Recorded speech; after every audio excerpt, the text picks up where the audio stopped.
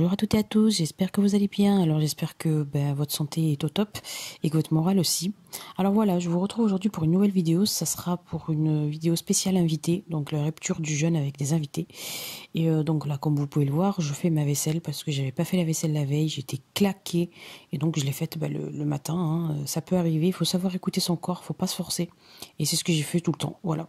Donc là, j'ai pas forcé, j'ai fait la vaisselle le lendemain et puis comme vous pouvez le voir, il n'y a pas mort d'homme. Veillez juste à jeter par contre les déchets et tout à la poubelle pour éviter donc que ça prolifère et que ça fasse des odeurs un peu cheloues. Voilà, écoutez, donc là je fais ma vaisselle.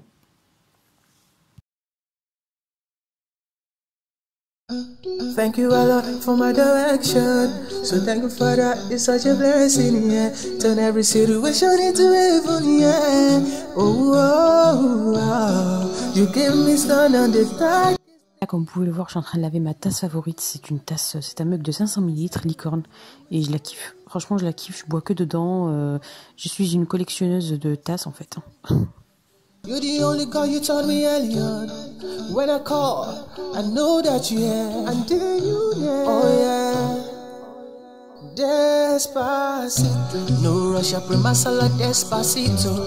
Every night when I rest my head on my pillow, your thoughts in my head will never leave. Oh yeah. Despacito. So you raised me up again when I was down low. When I was living, you brought me back to the right path. So you raised me up again when I was down low, when I was living life. Là, je passe enfin à ma cuisinière, donc c'est une vitrocéramique et elle se salit assez souvent. Et puis voilà, là je la frotte carrément avec l'éponge métallique hein, parce que ça ne risque rien, du tout.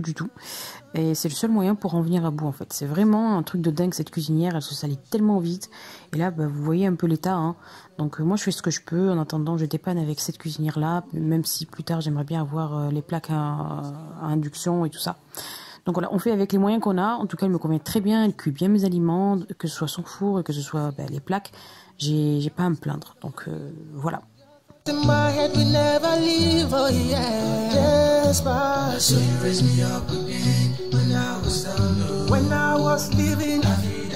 Alors on passe ensuite donc à la confection du plat principal.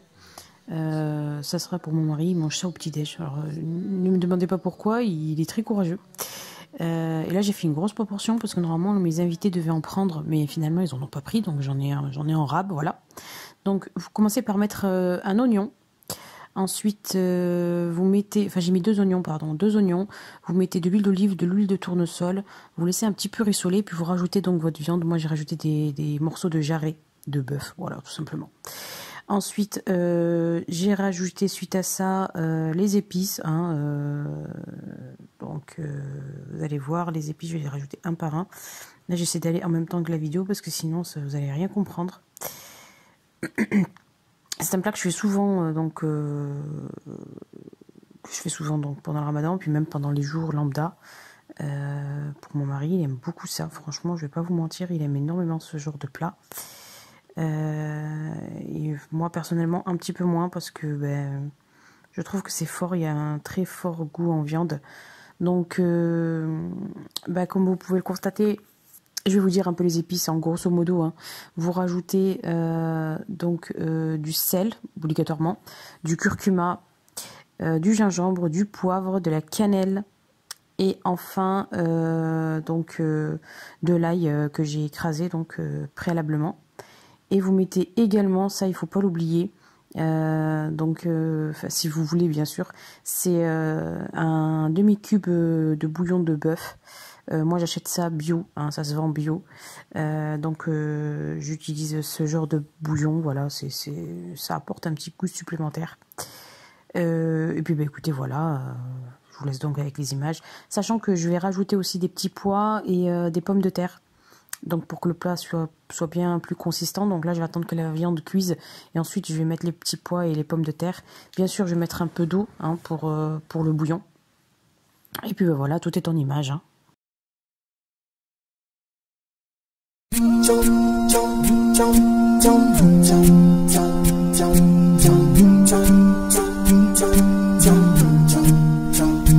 I remember back in those days, hiding behind the shadows seems okay. Whatever they do or say, oh, I obey. Look into the mirror. Donc là, on passe au rouleau de printemps. Alors moi, je vais faire ma rupture de jeûne ce soir avec des rouleaux de printemps. Donc je commence donc par humidifier. Alors c'est des rouleaux de printemps, je mets un peu tout et n'importe quoi dedans. Hein. Vous allez voir, hein, c'est selon les ingrédients du frigo. Alors je mouille d'abord mes feuilles de riz. Et enfin, je vais mettre de la salade iceberg, comme vous pouvez le voir. Je vais mettre des carottes râpées que j'avais déjà dans une préparation que j'avais achetée au magasin. J'avais la flemme de râper une carotte et puis il m'en restait 0 gaspillage. Hein. Je vais mettre donc du chou rouge que j'ai donc émincé. Et enfin du poulet pané, voilà tout simplement. Comme quoi, vous pouvez mettre tout, hein, du tofu, des crevettes, du saumon, vous pouvez même ne rien mettre du tout, hein, juste de l'avocat. Bon, c'est un petit peu volumineux, mais comme je plie la chose, ça fait un rouleau de printemps assez consistant. J'en ai fait 4, hein, je vais pas vous mentir, j'en ai fait 4, mais j'ai pu en manger que 2, parce que c'était très nourrissant. Donc il m'en restera 2 du coup pour ce soir, voilà, parce que cette vidéo, je l'ai faite hier en fait. Voilà, écoutez, je continue mon montage, hein, je fais toujours la même façon. Sachez que vous pouvez mettre ce que vous voulez. C'est très bon avec de l'avocat, avec du samouraï, avec... Voilà, et puis surtout, n'ayez pas peur. Hein. Moi, je mets 2 feuilles, comme ça me fait vraiment des rouleaux de printemps larges et... sur la longueur, donc large et épais, enfin tout ce que vous voulez. Sinon, moi, j'aime pas les rouleaux de printemps tout petits, je sais pas pourquoi.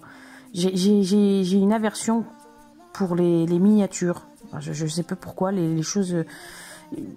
Je sais pas, je trouve que c'est une perte de temps de manger un truc petit, je sais pas. Je préfère un gros truc où j'en laisse plutôt que d'avoir des petites bouchées où j'aurais l'impression que ça me rassasie pas en fait. Je sais pas si vous voyez ce que je veux dire.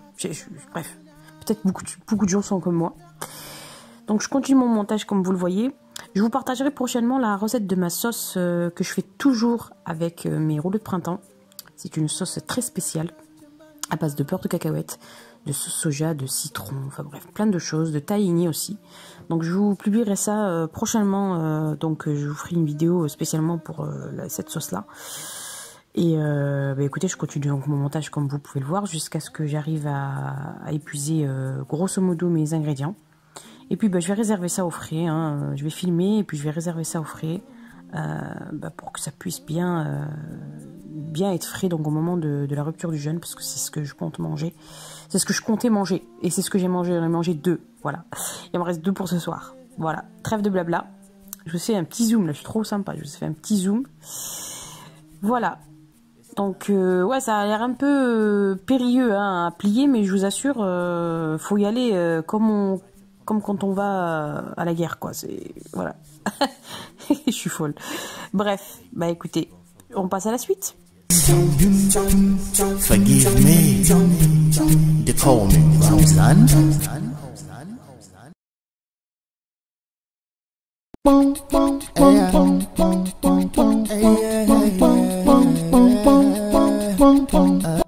Et là enfin on passe au pain, donc obligatoirement quand tu as des invités ou quand même quand il n'y en a pas, le pain il faut qu'il soit obligatoirement sur la table.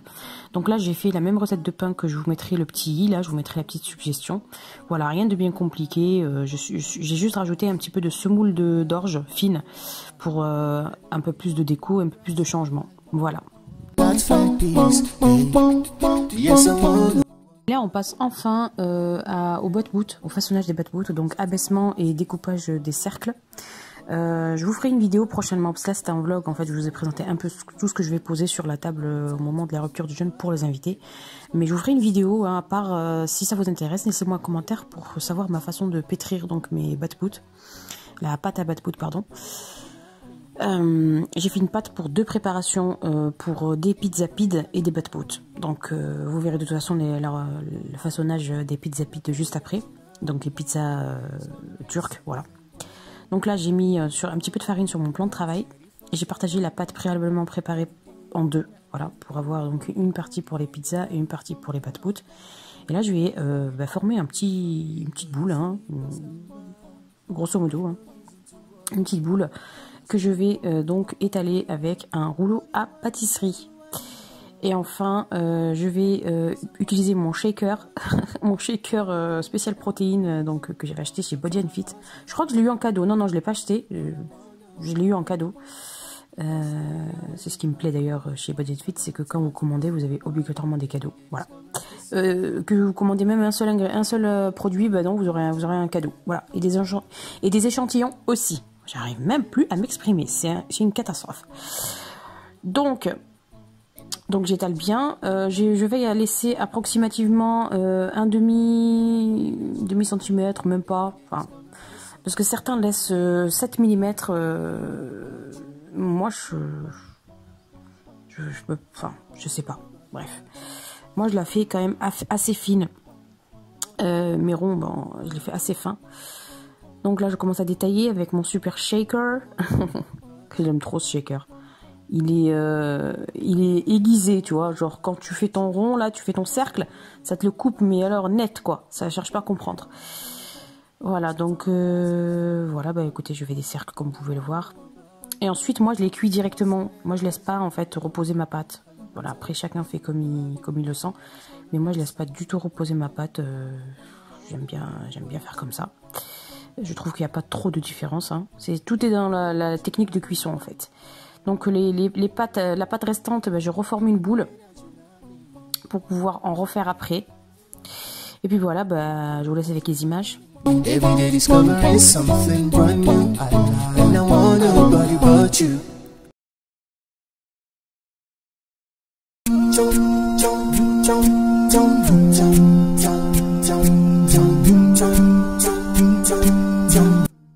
On passe ensuite à la cuisson, donc dans une poêle.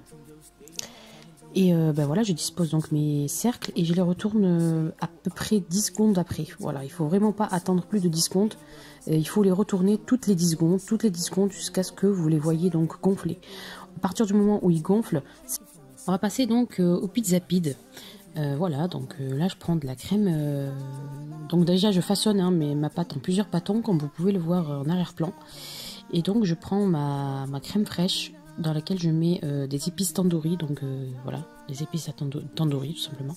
Je mets du sel et ensuite je vais mélanger tout ça pour avoir donc ma crème que je vais utiliser pour mes pizza pides. Alors pizza pides, ce sont des pizzas donc de forme turque, voilà, c'est très classique chez eux, chez les Turcs.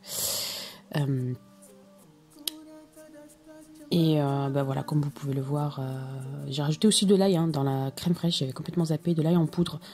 C'est beaucoup plus... Franchement, testez aussi avec de l'ail écrasé, avec un écrase-ail. Franchement, c'est excellent. Après, vous tombez sur des morceaux d'ail et tout, c'est un truc de dingue. Donc voilà, je mélange, comme je vous ai dit. Et après, moi, pour la farce, franchement, j'ai pas voulu me prendre la tête parce que j'ai voulu faire simple. Et franchement, c'était très très bon parce que j'ai goûté. Hein. Moi, je peux pas préparer quelque chose si j'ai pas goûté. Ça dépend. Quand c'est quelque chose que je connais très bien, je goûte pas parce que je connais le goût, mais quand je fais quelque chose et que j'improvise, j'aime bien goûter pour avoir un avis, pour pouvoir donc le reproduire plus tard, parce que je suis quelqu'un qui innove énormément en fait en cuisine. J'ai jamais de cuisine, jamais de recette préconçue et que je fais tout le temps à la lettre. Non, je suis tout le temps en train je suis toujours en train d'innover, toujours en train de faire en sorte de changer de recette. Voilà, tout simplement. Donc là, je vais commencer à étaler les pâtons un par un. Je sais pas si vous voyez le pain à côté, là il est cuit, mais moi je vous fais un petit rush pour vous montrer le pain, le résultat final. Donc j'étale un peu de façon à ce que ça soit un petit peu sur voilà, que ce soit un petit peu vertical en fait. Je sais pas si vous voyez ce que je veux dire. Un ovale, un espèce d'ovale. Et là, je vais commencer par étaler généreusement de la crème fraîche, donc préalablement épicée. Franchement, testez, parce que la crème fraîche toute seule, c'est bon, mais si vous rajoutez des épices, ça change la vie en fait. Donc là, je dispose des petits dés de cachère. Voilà, c'est du saucisson à base d'olive et de veau. Voilà. Après, je sais pas si c'est vraiment du veau qu'il y a dedans, je vais pas rentrer dans la polémique. Et enfin, je vais rajouter des tomates. J'ai pas montré la séquence où je rajoutais du fromage râpé avant la cuisson, mais je vais bel et bien rajouter du fromage râpé avant la cuisson. Et je vais mettre aussi un petit peu des herbes de Provence pour pouvoir donc apporter un petit peu plus de goût. Voilà. Il faut savoir innover en cuisine, il faut savoir prendre des risques. Voilà. Prenez des risques et je vous promets, vous n'en serez pas déçus. Voilà, c'est la cuisine, c'est ça, c'est les risques. La pâtisserie, autant pour la pâtisserie, il faut être très rigoureux, très précis. Les grammages sont très précis.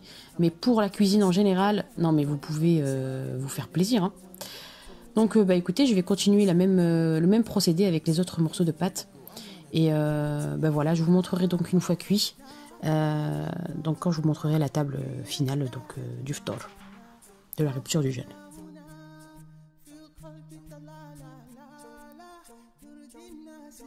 Voilà, ensuite donc pour la mixture que j'ai préparée au préalable à base de bœuf, je rajoute juste les pommes de terre et les petits pois et voilà, je ferme pour une cuisson lente. Voilà ensuite le résultat pour le pain, franchement il est d'un moelleux, vous imaginez pas. Bon là je viens de le sortir du four, mais une fois qu'il a un petit peu tiédi, comment il est moelleux, mais je crois que c'est ma recette favorite. Franchement je vous mettrai le petit i hein, pour pouvoir faire la recette et elle est excellente quoi. L'heure du ftor ne va pas tarder, donc l'heure de la rupture ne va pas tarder et je commence à chauffer donc ma shorba. Voilà une shorba que j'ai faite de manière assez simple. Si vous voulez la recette, encore une fois, laissez-moi un commentaire, je vous ferai un plaisir de la faire. À côté, c'est mon mari qui a préparé le tagine parce que moi j'étais claquée, hein, j'ai préparé pas mal de choses. Donc j'ai dit à mon mari, occupe-toi du tagine et voilà, chose réclamée, chose faite. Voilà, il est très friand de tagine mon mari, donc lui et le tagine, je crois que c'est des frères jumeaux. Voilà. Voilà, et puis je vous montre le résultat final au niveau du ragoût, on va appeler ça comme ça. Le ragoût donc à base de bœuf et de petits pois et pommes de terre. C'est juste une dinguerie. Voilà, l'odeur elle est... c'est un truc de dingue, voilà tout simplement. Voilà, écoutez, maintenant voici ma table de ftor. C'est une table, ma foi, assez modeste, mais beaucoup plus apprêtée que d'habitude. D'habitude, je balance tout sur la table et je cherche pas à comprendre. Là, non, j'ai quand même... voilà. Donc, vous voyez, les batwood sont farcis. Je vous mettrai la recette aussi si ça vous intéresse. Voici les pizzas pides, donc une fois cuites. Et enfin, j'ai rajouté des briques. Donc, vous avez déjà la recette des briques. Je vous mettrai dans le petit i la vidéo où se trouve la recette des briques, donc à base de pommes de terre. Et puis, écoutez, voilà, ma foi... ça c'est mes pâtisseries orientales, donc j'ai préparé pour le ramadan, donc les fameux shebakia. Je vous mettrai aussi le petit i si ça vous intéresse. Les berewat, les cigares à base d'amandes, les makrout à base de dattes. Et enfin, le classique, les dattes. T'as pas de dattes, tu romps pas ton jeûne. Même si moi, j'en mange pas. Voilà, tout simplement. Écoutez, je vous souhaite une très bonne rupture du jeûne et je vous dis à très bientôt.